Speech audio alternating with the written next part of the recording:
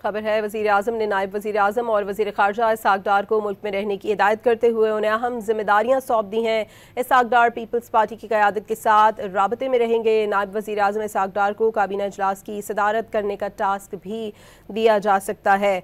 आपको ये बताएं कि वज़ीर आज़म की नायब वज़ीर आज़म को मुल्क में रहने की हिदायत। इसहाक़ डार पीपल्स पार्टी की क़यादत के साथ राबते में रहेंगे। नायब वज़ीर आज़म इजलास की सदारत करने का टास्क भी उन्हें दिया जा सकता है। आपको ये बताएं कि वज़ीर आज़म शहबाज शरीफ का दौरा अज़रबैजान और 27वीं आईनी तरमीम।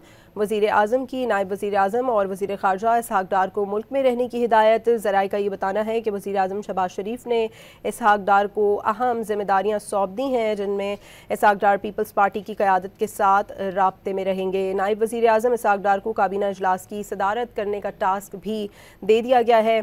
वज़ीर आज़म ने नायब वज़ीर आज़म को मुल्क में रहने की हिदायत की है। इसहाक़ डार पीपल्स पार्टी की क़यादत के साथ राबते में रहेंगे। जबकि आपको ये बताएं कि वज़ीर आज़म शहबाज शरीफ दौरे अज़रबैजान पर हैं और 27वीं आईनी तरमीम के हवाले से कुछ बात करेंगे नुमाइंदा डॉन न्यूज़ ताहिर शिरानी से। ताहिर, अपडेट कीजिएगा।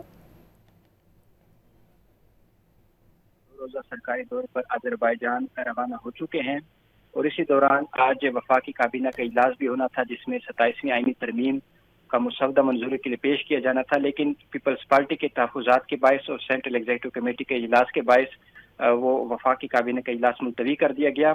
अब ज़राए ने हमें ये बताया है कि वज़ीर आज़म ने नायब वज़ीर आज़म और वज़ीर ख़ारजा इसहाक़ डार को मुल्क में रहने की हिदायत करते हुए अहम जिम्मेदारियाँ सौंप दी हैं। वज़ीर ख़ारजा इसहाक़ डार को पीपल्स पार्टी की क़यादत के साथ राब्ते में रहने की हिदायत की गई है। ज़राए के मुताबिक पीपल्स पार्टी की CEC के इख्तिताम पर हुकूमत की जानिब से जवाब का इंतज़ार किया जाएगा और नायब वज़ीर आज़म इसहाक़ डार को काबीना इजलास की सदारत करने का टास्क भी दिया जा सकता है, क्योंकि जो रूल्स ऑफ बिजनेस 1973 के तहत वज़ीर आज़म किसी भी काबीना रुकन को सदारत के इख्तियार दे सकते हैं।